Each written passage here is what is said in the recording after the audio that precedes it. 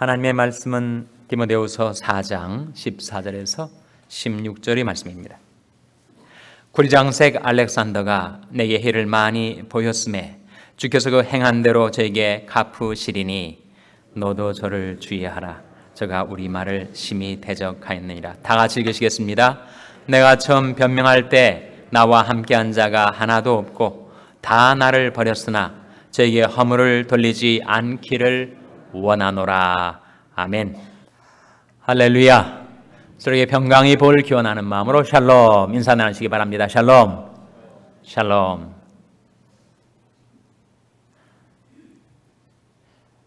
제가 동부에서 목회할 때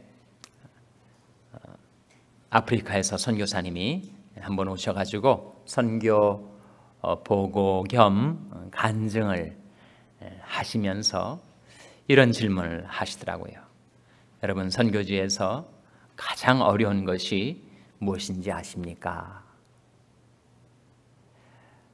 정든 고국 땅을 떠나서 낯선 타양 땅에 낯설고 물설은 그런 이국 땅에서 선교를 하면서 다른 기후와 풍토병 때문에 고생하는 것이 가장 큰 고생일까요? 아닙니다. 그러면 열악한 교육 환경에서 선교사의 자녀들로 자라나는 자녀들이 교육 문제가 가장 큰 어려움일까요? 아닙니다. 그러면 선교 사역도 해야 되고 생활도 해야 되는 가운데 경제적인 궁핍이 가장 큰 어려움일까요? 그것도 아닙니다.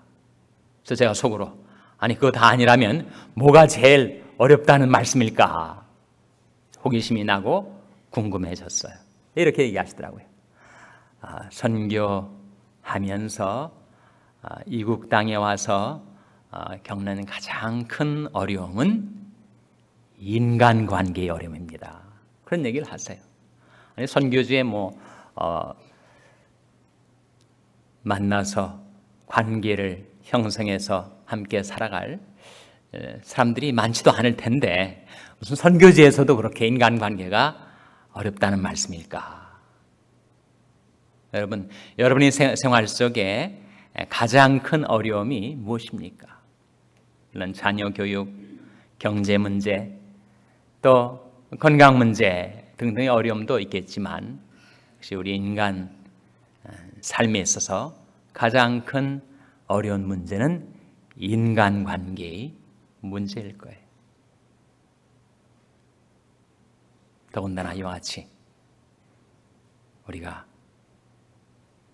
LA라는 특수한 지역에서 사업도 하고 자녀도 키우고 또 신앙생활도 하고 하면서 겪는 그 복잡다단한 인간관계 속에서의 어려움이야말로 우리 인생의 가장 큰 도전이라고 할 수가 있을 것입니다. 사도 바울 역시 사도 바울이 외적으로 다가온 핍박 때문에 육체적으로 고생하는 것, 정말 어려운 환경 속에서 살아가는 것, 그것도 어려웠겠지만 사도 바울 역시 가장 큰 어려움은 무엇이었는가? 인간관계의 문제였음을 우리가 발견하게 되죠.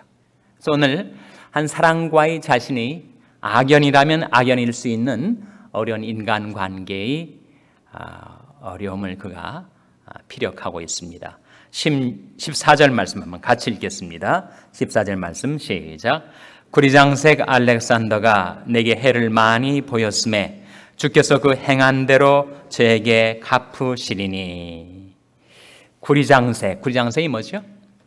카퍼스미스입니다. 그러니까 구리를 가지고 그것을 녹이거나 또 그것을 사용해서 여러 제품들을 만드는 이 구리장색, 직업은 구리장색인데 이름은 알렉산더라는 사람이 있었는데 이 알렉산더라는 사람이 그렇게 사도 바울을 많이 괴롭혔어요.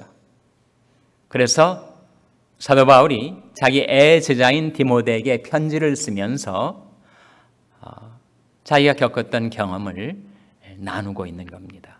그래서 이 구리장사의 알렉산더가 내게 해를 많이 보였음에 주께서 그 행한 대로 저에게 갚으시리니.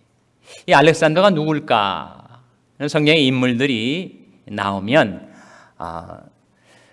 그 인물이 성경의 다른 책에서 나왔는가 나오지 않았는가를 먼저 살피셔야 됩니다. 그런데 알렉산더라는 이름도 성경에 여러 번 나오지만 특별히 같은 디모데서에서 알렉산더가 나온단 말이에요. 바로 디모데전서 1장 20절 말씀 한번 보시기 바랍니다. 디모데전서 1장 20절 말씀 찾아서 한번 같이 읽겠습니다. 신약성경 337면이죠. 디모데전서 1장 20절 말씀 같이 읽겠습니다. 시작. 그 가운데 후메네와 알렉산더가 있으니 내가 사단에게 내어준 것은 저희로 징계를 받아 회방하지 말게 하려 함이니라. 여기에 누가 나와요? 알렉산더가 나오죠. 그 문맥을 좀 살펴야 됩니다. 18절부터 보시면 디모데전서 1장 18절 한번 같이 읽겠습니다. 시작. 아들 디모데야, 내가 네게 이 경계로서 명하노니 전에 너를 지도한 예언을 따라 그것으로 선한 싸움을 싸우며. 바울은 영적인 아버지, 그의 아들과 같은 영적인 아들 디모데한테 아들 디모데야, 내가 내게 이 경계로서 명하노니 전에 너를 지도한 예언을 따라 그것으로 선한 싸움을 싸우라고 당부를 하고 있습니다. 여러분, 우리가 싸우는 영적인 싸움은 내 생각과 열심과 의지로 싸우는 것이 아니죠. 뭐로 싸우는 것입니까? 전에 나를 지도한 하나님의 말씀을 따라. 예언은 꼭 앞날의 일을 알아맞추는 그 예언이 아니라 하나님께서 우리에게 맡겨주신 말씀, 맡길 자, 맡길 예자의 예언. 하나님께서 우리에게 보내주신 말씀, 나를 깨우쳐 주시고 내 심령을 새롭게 변화시켜 주시고 내 연약한 믿음을 든든히 세워주시기 위하여 하나님께서 내게 보내셨던 그 말씀을 가리킵니다. 제게도 그런 말씀들이 있겠죠. 여러분에게도 그런 말씀들이 있을 겁니다. 하나님께서 여러분이 마음, 여러분이 삶을 들여다보시고 꼭 필요한 말씀을 보내주신 적이 있을 거예요. 그렇게 은혜 받은 말씀은 여러분 결코 소홀히 경홀히 흘려 떠내려 보내지 마시기 바랍니다. 그 말씀들은 보석과 같이 귀중한 말씀들이에요. 그 말씀을 잊지 마시고 그 말씀을 등한히 여기지 마시고 그런 말씀들은 마음속 깊이 간직해 두고 여러분이 마음판에 확실히 생생하게 새겨 놓아서 내가 어려움을 당할 때마다 그 말씀을 기억해내고 그 말씀을 의지하고 그 말씀을 따라 살라.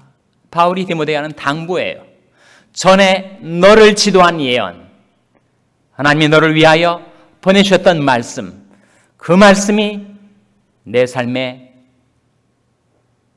빛이 되고 등불이 되니까 그 말씀을 따라 살라. 시편 119편 105절 말씀에 주의 말씀은 뭐라고 했습니까? 주의 말씀은 내 발에 등이요 내 길에 무엇이라고 했습니까? 빛이라고 하셨죠.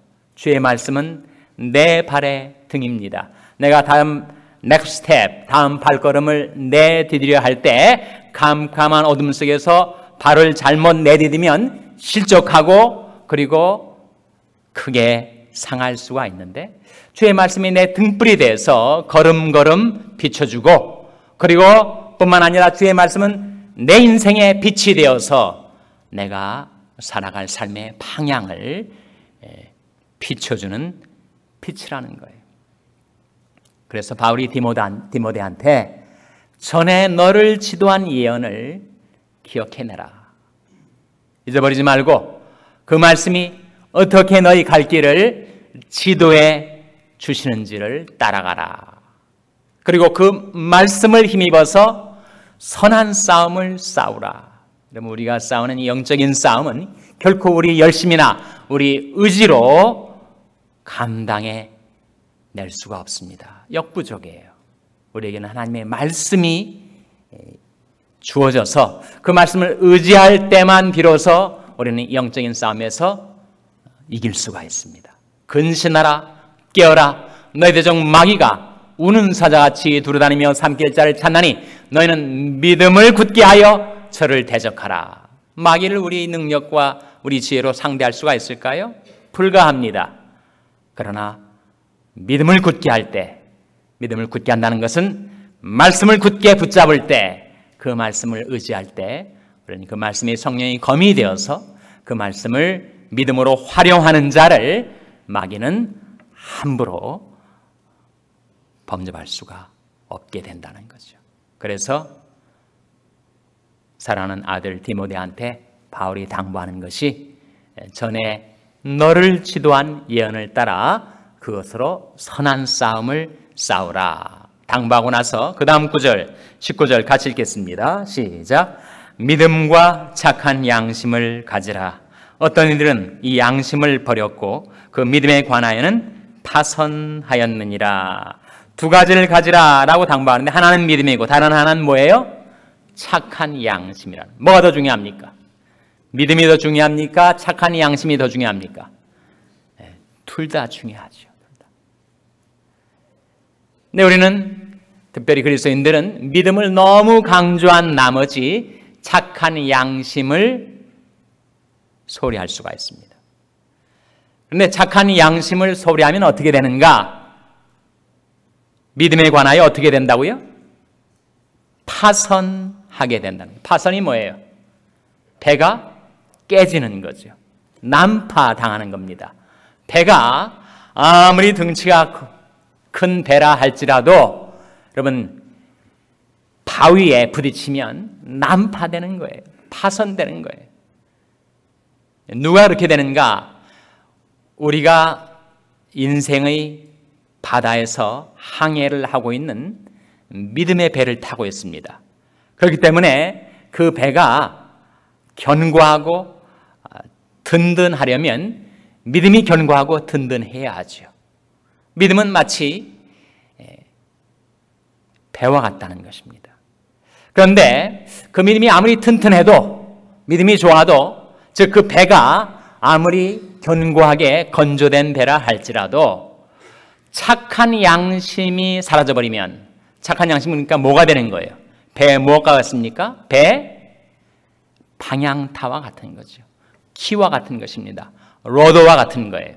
그래서 아무리 믿음이 배가 견고하게 지어졌다 할지라도 착한 양심을 잃어버리면, 배의 키가 없어져 버리면 그 배는 배양에서 방황하고 헤매다가 바위에 부딪혀서 파손될 수가 있다는 거예요. 바로 그 말씀을 지금 19절에서 하고 있는 것이죠. 바울이 디모데한테 믿음과 착한 양심을 가지라. 어떤 이들은 이 양심을 버렸고, 그래서 그 결과 그 믿음의 관한은 어떻게 되었다고요? 파선하였느니라. 믿음이 있는 것 같았는데 양심을 잃어버려서 그 믿음조차 깨져 버리는 인생들이 있다는 거예요. 그 중에 한 사람이 바로 알렉산더였다는 겁니다.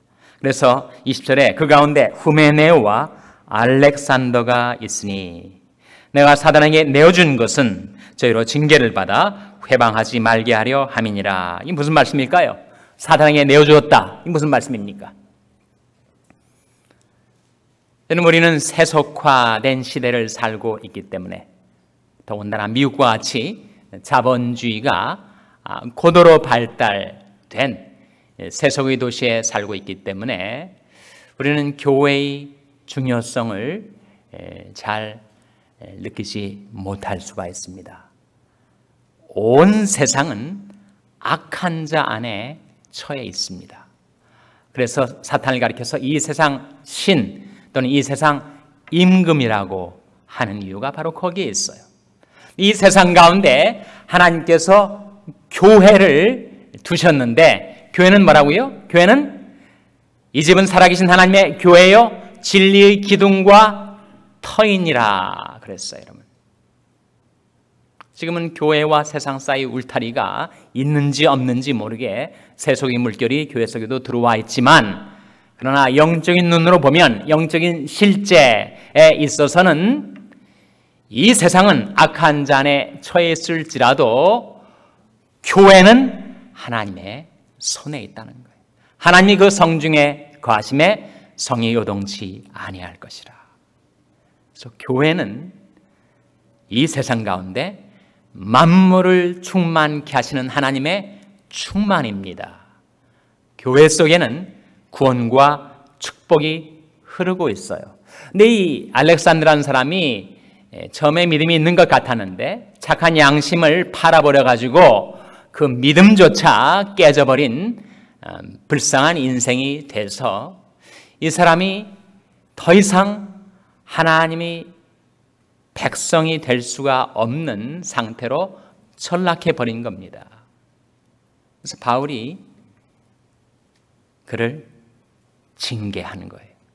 그래서 출교시킨 겁니다. 그것이 바로 사단에 내어줬다 이 의미입니다. 그러니까 이 하나님의 구원과 축복이 흐르는 교회 속에 더 이상 함께 있을 수 없는 자가 되어서 바울이 그를 사단에게 내어줬다는 거예요. 즉 교회에서 세상으로 출교를 시켰다는 겁니다. 그 이유는 무엇인가? 저희로 징계를 받아서 회방하지 말게 하기 위해서라는 거예요. 근데 이 일이 있고 나서 알렉산더가 이 바울에 대해서 앙심을 품게 된 겁니다. 당신이 나를 이렇게 할 수가 있어. 그래서 이 앙가품을 하고자 복수심에 불타오른 이 알렉산더가 계속해서 바울을 회방하고 바울에게 많은 해를 입혔다는 거예요. 오늘 본 말씀으로 다시 돌아와서 바로 그 구리장색 알렉산더가 내게 해를 많이 보였음에, 근데 문제는 그렇게 알렉산더가 사사건건 바울을 회방하고 바울에게 해를 끼치려고 그렇게 덤벼들었는데 바울은 거기에 대해서 어떻게 대처했는가? 그 역시 사사건건 알렉산더와 부딪히고 알렉산더를 대적하고 알렉산더와 싸웠는가? 그렇지 않았다는 거예요. 그렇지 않고 어떻게 했습니까? 그는 자기가 감당할 수 없는 인간관계의 이 어려움을 주님께 맡겼던 거죠. 맡긴 것입니다. 그리고 하나님이 그늘과 처분대로 해달라고 하나님께 의탁을 한 거죠. 만일 그가 내가 개인적으로 주관적으로 생각하듯이 그렇게 나에게 불의를 행하는 것이 아니라면 그건 역시 하나님이 정상 참작을 하셔서 그를 인자함으로 대해 주실 것이고, 정말 내가 느끼듯이 그가 악행을 한 것이라면 공의로우신 하나님께서 그의 악행대로 갚으실 것이다 라는 믿음 가운데서, 하나님을 신뢰하는 가운데서 자기가 감당할 수 없는 인간관계의 어려운 문제를 하나님께 맡겼다는 거예요. 그것이 우리가 배우고자 하는 것입니다. 여러분, 살다 보면 불행한 악연이 형성돼서 그렇게 그 사람과 나와의 관계가 어려워질 때 그 사람 생각만 해도 스트레스를 받고, 그 사람 생각 때문에 자다가도 벌떡벌떡 일어나서 인간을 내가 정말 이렇게 불행한 인간관계가 형성되었을 때 여러분 어떻게 그것을 대처하는가? 여러분 스스로의 힘으로 대처 못한다는 거예요. 하면 할수록 더 괴로워지고 더 상처가 깊어진다는 거예요. 그렇기 때문에 바울처럼 그 사람을, 그 인간관계를 하나님께 맡기라 하는 거예요. 시편 55편 22절 말씀에 내 짐을 여호와께 맡겨버리라. 너를 붙드시고 의인의 요동함을 영영히 허락지 아니하시리로다. 기도할 때도 그 사람 얼굴이 떠오르고, 성경 보다가도 그 사람 얼굴이 떠오르고, 텔레비전 드라마 보다가도 비슷한 인간이 나오면 화가 나고, 그렇게 하지 마시고 여러분의 의식, 여러분의 뇌리, 여러분의 기억 속에 그 사람을 주님께 맡기시라 하는 거예요. 내 짐을 여호와께 맡기라. 너를 붙드시고 은혜 요동함을 영영히 허락지 아니하시리로다. 날마다 우리 짐을 지시는 주, 곧 우리 구원이신 하나님을 찬송할지로다. 하나님은 우리 짐을 대신 져주려 하시는데 하나님이 이 인간만큼은 제가 감당해야 되겠습니다. 그러지 마시라는 거예요. 날마다 우리 짐을 지시는 주, 곧 우리 구원이신 하나님을 찬송할지로다. 하나님께 맡기면 하나님 가장 인자하시고 가장 공정하게 가장 공의로우신 방법으로 하나님께서 그를 다루실 것이다 하는 말씀이죠. 그렇게 맡기라고 권면하면서 15절에 이러한 당부를 하고 있습니다. 15절 말씀 같이 읽겠습니다. 시작. 너도 저를 주의하라. 제가 우리 말을 심히 대적하였느니라. 디모데한테 알렉산더를 어떻게 하라고 하고 있습니까? 주의하라, 주의하라. 엘리 위젤이라는 유대인 작가가 노벨 평화상을 수상했습니다. 그가 히틀러와 나치 독일이 자기 동족에게 행했던 2차 세계대전 당시에 600만 명의 유대인을 학살한 그 원수에 대해서 그가 그런 말을 했어요. Forgive, but don't forget. 용서하라. 그러나 잊지는 말라. 그렇게 당부를 했습니다. 용서해야죠. 과거의 아픔과 상처. 그러나 또 그가 동일한 일을 반복하지 않도록 주의하라. 우리는 유대인과 독일인의 관계를 다 이해를 못합니다. 근데 우리가 이해할 수 있는 것은 일본과 우리와의 관계 아니겠어요? 일본인에 대해서 우리가 그렇게 동일하게 말할 수 있을 것입니다. Forgive, but don't forget. 용서하라. 그러나 잊지는 말라. 생각해보면 일본 사람들이 정말 평온하게 살아가던 한민족을 그렇게 합병시켜가지고 식민 통치를 하고 36년 동안 그 많은 괴로움을 우리 민족에 끼친 것, 마치 민족 단위로는 언뜻 감이 잘 안 잡히지만 여러분 한번 생각해 보세요. 우리 주위에 한 평안히 살고 있는 한인 가정이 있는데 일본인 가정이 갑자기 그 집을 침탈에 들어와 가지고 여자들을 강간하고 남자를 죽여버리고 재산을 다 뺏어가고 그런 일이 많이 있다 하면, 또 당사자가 나라고 한다면 그러면 그것은 정말 견딜 수 없는 분노와 원한이 마음속에 생겨날 수밖에 없겠죠. 그것이 집단적으로 민족적으로 일어난 사건이니 우리가 과거에 지나간 일로 일본인의 잔혹상을 우리가 용서는 하겠지만 잊지는 못하는 것입니다. 더군다나 아베 정권이 들어와서 계속해서 군국주의 노선을 따라서 또다시 여차하면 또 우리 한민족에 어떠한 위해를 가할지 모르는 상태에서 우리가 일본이 과거의 잘못을 용서는 하죠. 그러나 잊지는 말아야 할 겁니다. 경계하고 주의해야 한다는 거예요. 특별히 바울이 지금 디모데한테 주의하라고 당부하는 이유는 알렉산더의 악행이 다만 개인적으로 사도 바울에게 해를 끼친 것뿐만이 아니라 특별히 무엇이 문제였다는 거예요? 15절에 뭐라고 했습니까? 저가 우리 무엇을 심히 대적하였느니라 그랬습니까? 우리의 말을. 이 말이 뭐예요? 이 말이 바로 메시지, 하나님의 말씀을 대적하는 것입니다. 그러니까 바울이라는 한 인간을 대적하는 것뿐만 아니라 하나님의 말씀을 가로막은 것이 알렉산더의 중재였습니다. 그것은 중재입니다. 하나님의 말씀의 진보, 구원의 복음, 생명의 말씀이 전파되는 것을 가로막는 것보다 더 심각한 죄는 없으니까요. 그래서 바울은 디모데한테 내가 감당 못할 알렉산더를 하나님이 그늘과 처분에 맡긴 것처럼 너도 하나님을 신뢰함으로 맡기되 그러나 주의하라.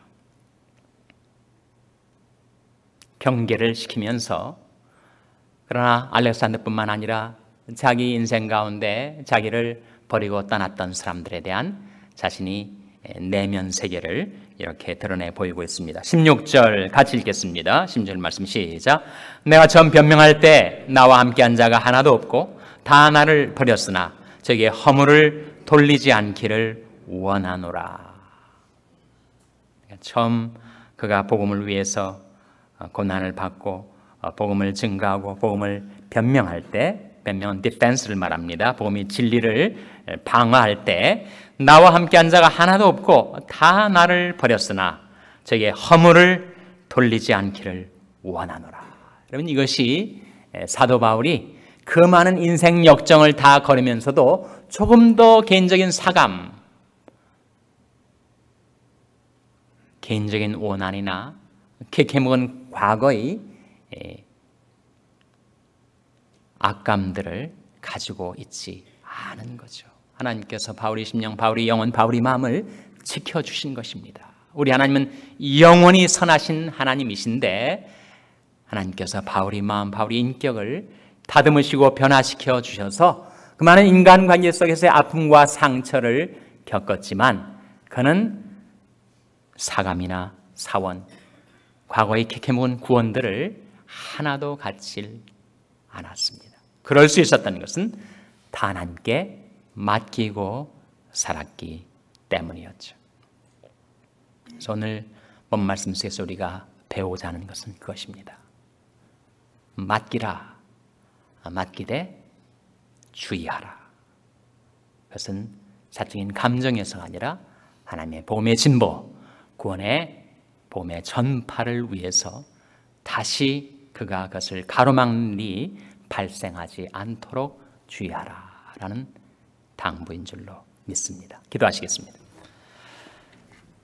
오늘 말씀 기억하면서 하나님, 저희들도 저희 인간적으로 감당하기 어려운 관계의 어려움들을 하나님께 맡기고 하나님을 신뢰하고 평안히 살 수 있게 도와주시옵소서. 기도하시기 바랍니다. 우리 자녀들을 위해서 기도할 때 하나님, 저희 자녀들이 과거의 사사로운 감정에 얽매이지 않게 해주시고 하나님, 저희 자녀들이 오직 주님을 위해서 헌신하며 충성하며 살 수 있도록 변화시켜 주시옵소서. 기도하시기 바랍니다. 평상에 낙한 지체들을 위해서 기도해 주시기를 바랍니다. 특별히 최동화 집사님을 위해서 기도해 주시고 강진기 집사님, 고일석 집사님, 예수남 집사님을 위해서 기도해 주시기 바랍니다. 우리 샬롬 교회가 모든 것 함께 맡기고 주신 사명 감당하는 교회가 되게 달라고 기도해 주시기 바랍니다. 여러분의 생업을 위해서 기도하시고 이 밤에 하나님 앞에 가지고 나온 여러분 기도의 제목들을 아뢰시기 바랍니다. 합심해서 기도하겠습니다.